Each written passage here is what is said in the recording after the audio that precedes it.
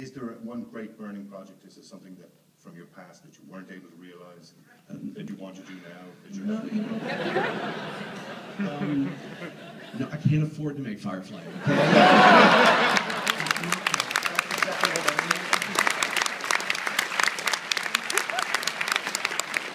Thank you for sitting through it, but I know why you're here.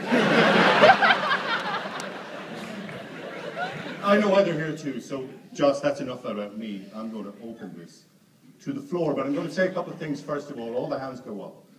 We don't have a huge amount of time, so I want you to think about what you're going to ask. Raise your hand, somebody will come to you with a microphone when I point at you. Keep it snappy, and we'll get through as many as we can, okay? You ready for this? No math. No hard questions. Okay, well, here we are, gentlemen in the first row here. Loud and proud. Hey Joss, love everything you've ever done, so just thank you very much first of all. Now we'll just take it for granted that you all love everything you said.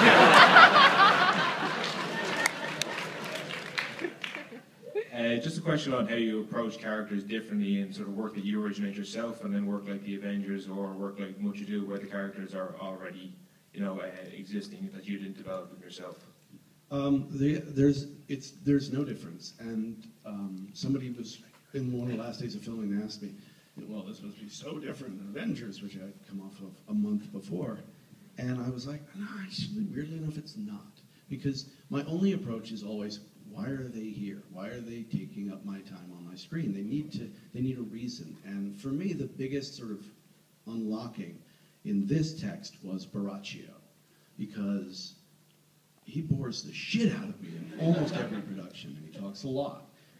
And nothing he does really makes that much sense to me. And then I looked at it and I thought, oh, wait a minute, he says he can just get Margaret to dress up like Hero anytime he wants. So clearly that's what he does. So clearly he's got a thing. And then the moment he hears she's dead, he starts acting like the noblest human being in the universe for no reason whatsoever. So I'm like, okay, this guy is clearly in love with Hero, and Margaret is clearly being used by him and sort of knows it, and it all became much more interesting to me. And that's the basic thing. It was like, when you're battling aliens and you're thinking, what is Hawkeye going to do? It's the same thing with Ursula the Maid. What's her deal? Okay, next question. We'll go into the middle, the gentleman there with the goatee beard and the baldy head. Good description. No need to be cruel. I really don't need to be cruel. Hi. Narrow it down. My name... Ireland. Could be me. My name's Wayne, so that helps. But was it a comfort going into this, already knowing the beginning, middle, and end, that you didn't actually have to kill anyone?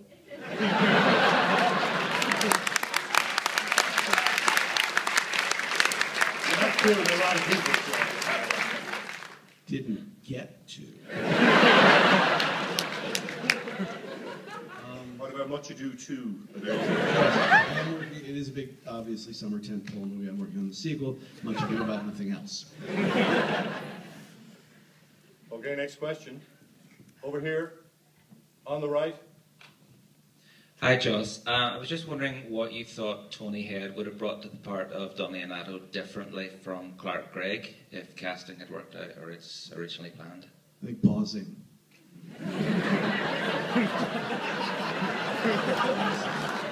So it might have been 15 minutes longer. He did actually say, I hope you're not one of those directors who wants everybody to rush. And I was like, Tony, have you met me? No, I think there were actually 3 or maybe 4 people who were going to play Leonardo. Clark was the first person I approached, and he was busy making his own film.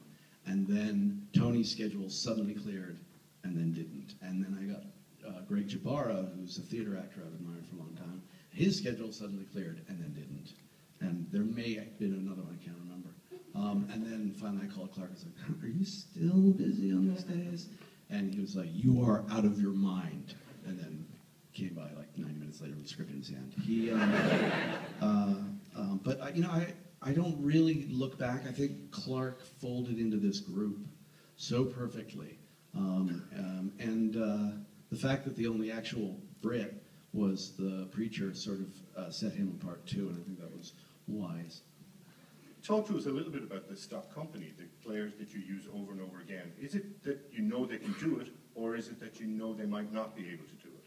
But, you know. No, I may not be able to do it. So that's the only person who might maybe fail is me. Everybody else I had complete confidence in.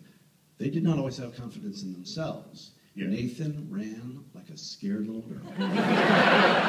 True story. He did not want to do it. I mean, he did, but then he really got terrified. And he was like, I'm a terrible report. He starts the castle when I can't possibly.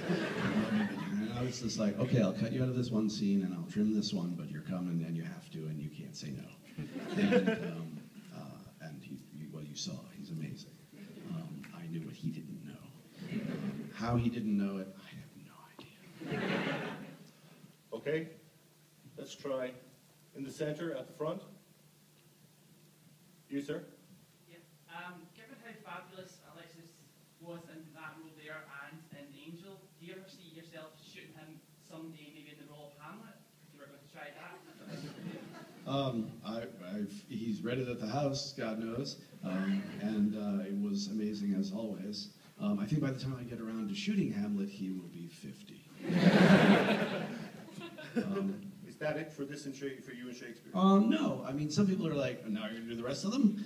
And the thing about this, besides being extraordinary fun, is I've never done it before. Yeah. Now I have.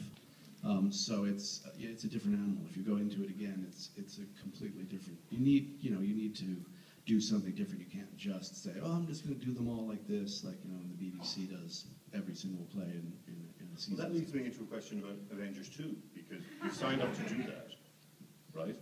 That's right. You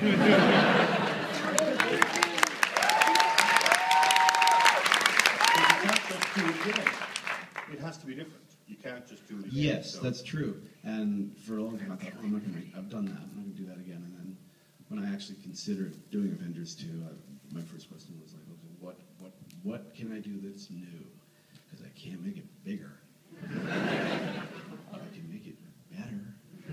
So that's sort of where I'm going with that, is try to make it better. Anything you can share with us about, not in terms of any detail, but just in the way that you're thinking of your philosophy towards it? Death, and eat. Look what you did! I don't know if you all seen The Seventh Seal, but it's like that. All those people don't get away. No family at the end. Tell me you're in the first row with the camera. At some point, a woman has to ask a question. Your dad and granddad were TV writers. You started on Roseanne. Was it hard at the beginning?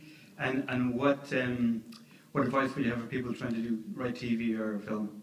My advice would be, have your dad and granddad. It's easy. You get any time machine. I'm the worst person to give that advice because of that. But honestly, my advice is always, people, if they are writing things, they should be making them. There's no reason now that we all shouldn't be making our own movies.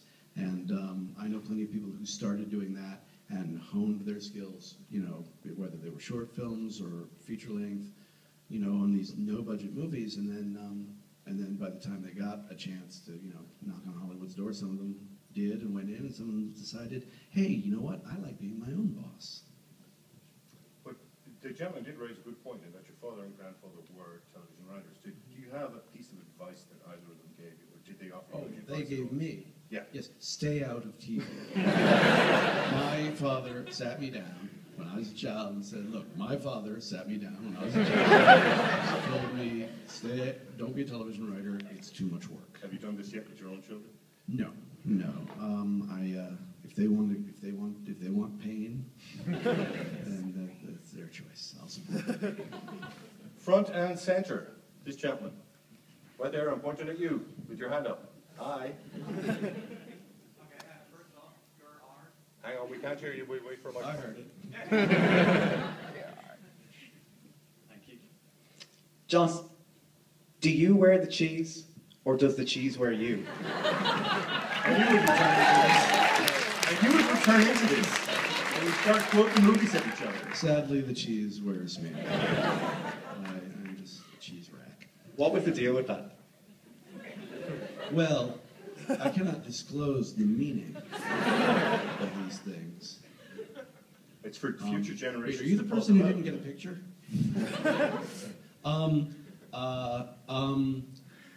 But honestly, that was me making fun of the man in the iron mask, where he says, "I do not wear the mask. I wear the mask. It does not wear me." And I remember thinking, "Jeez." Hi, Joss. Oh, what? There's girls out there? I'm a theatre producer and director, and I have been inspired by your work for a very long time. One of the things that has most inspired me was Once More with Feeling. And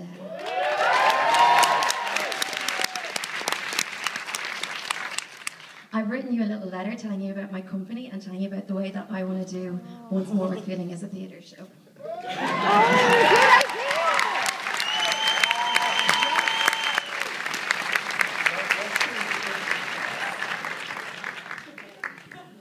That was a confusing question.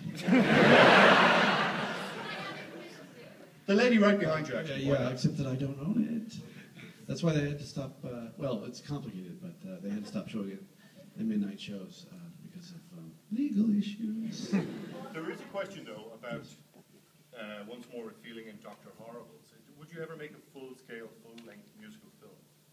Yes. Just keep piling it on, everything, do it all at once. No, it's what I dream of more than anything, is to do a musical. Proper musical. Proper musical, either on film or on the stage. Okay, this lady here. Hi, I'm being a little bit dishonest because I'm actually representing a friend of mine who didn't get a ticket tonight, and he wanted to know if you were to do another musical like Dr. Horrible, would you have a particular cast in mind or anyone you particularly like to work with? You know, in my particularly like to work with category is pretty much my buddies, because you know I only keep the good ones. They're fresh. You know, I don't. Anybody apart from them, I tend to blank on. But I'm much happier finding somebody than I am getting somebody. Because then they are beholden to me forever. Now, we have only got time for one more question, Joss, so I'm going to let you. Right there. Yep. The one, yes. The New Zealander. She didn't come all the way from New Zealand. No, from France, actually. From New Zealand, France, Dublin, yeah. It's a long story. Anywho, to return to Much Ado, I just wanted to know what was your reasoning behind filming Much Ado in black and white, because it gives it a very 1940s, 50s feel, sort of shadows out of the past, and yeah, what's your reasoning behind it? Because it gives it a very 1940s feel. Yeah! Good!